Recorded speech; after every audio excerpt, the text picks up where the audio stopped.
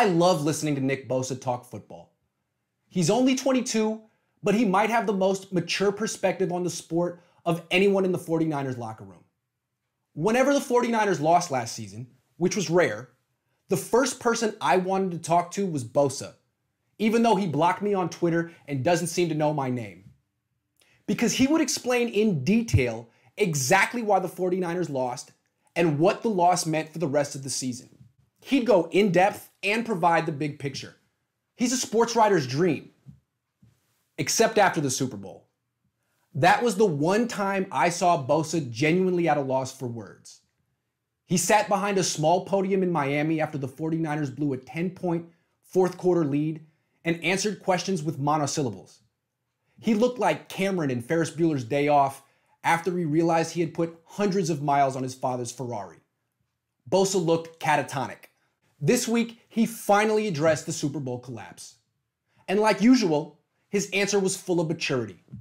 Here's what he said. I don't like thinking about that game very much, but I have gone back and I've watched up until the fourth quarter. I love this answer. The reporter probably expected Bosa to say he watched the game in its entirety and moved on, found closure.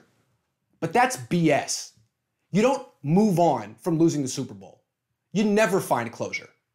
The loss eats at you the rest of your life if you care about competition. Rewatching the game doesn't help.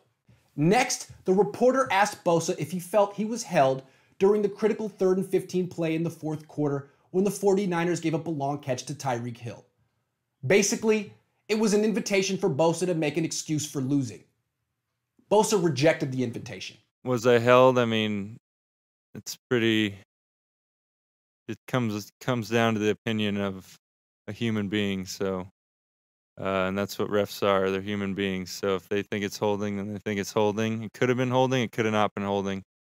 Just depends what he thinks. And I'm not going to say that's the reason we lost the game because there's plenty of opportunities where I could have done better. I could have done better on that move on 3rd and 15.